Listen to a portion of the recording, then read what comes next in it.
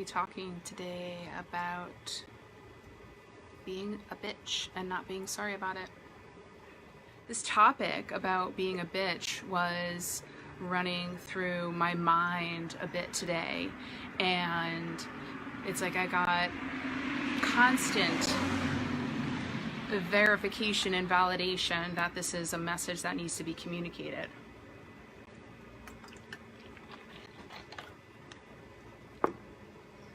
And so,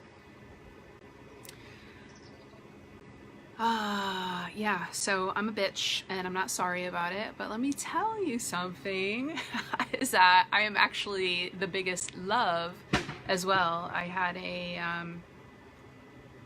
session with a healer who channels the divine, and he said that, you know, with my numerology and etc. and my birthday, I am a master and I am a healer, and my gift is love.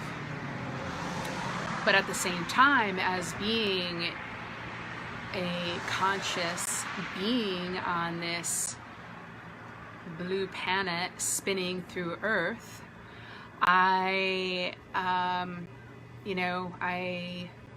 the channel of energy, and sometimes that requires me to show up with radical, full honesty from just a space of love.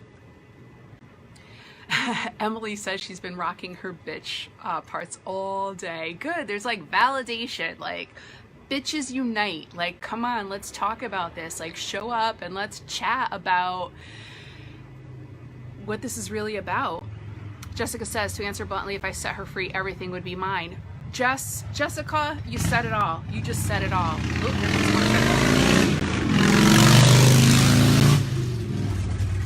And Doug Paul says, I'm not a bitch. You know what? The song that goes through my mind is Alanis Morissette, where she sings, I'm a bitch, I'm a lover, I'm a, what does she say? I'm a sinner, I'm a saint, I do not feel ashamed.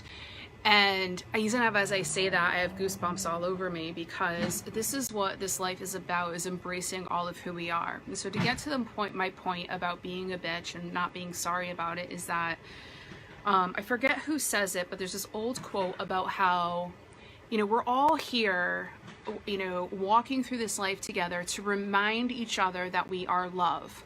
We were born as love. We are love. But through our evolution and our experiences in life, we take on these beliefs about ourselves, you know, that we are victim, we are limited, we are not enough, we are too much. You know, we're not pretty, we're ugly, we're too this, not enough that, all of this bullshit. And what happens is that as we're carrying these beliefs inside of ourselves, what we do is we attract people into our lives to help us trigger the remembering that we are love, and that we are not these things that we are carrying around like this backpack full of, you know, bullshit stories about ourselves. And so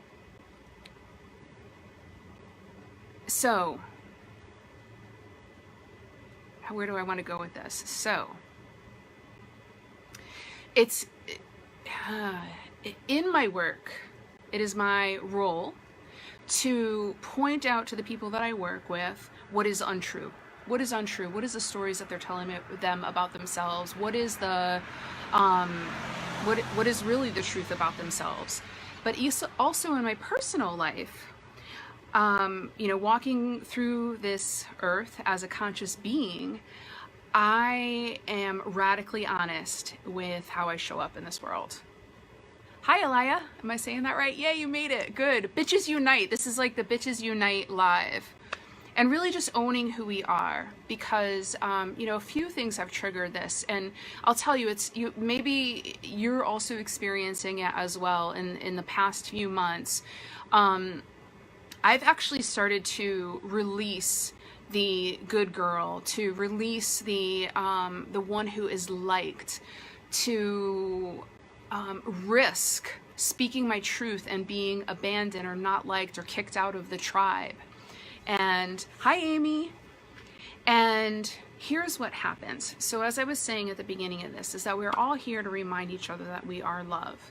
And through life, we attract people into our lives to trigger the things inside of ourselves. And so what happens is that when we get triggered, we can either take that information and see what is being triggered inside of me. What is, because a trigger is a sign of a non-truth. A trigger is an awareness that I am believing something about myself that is not true.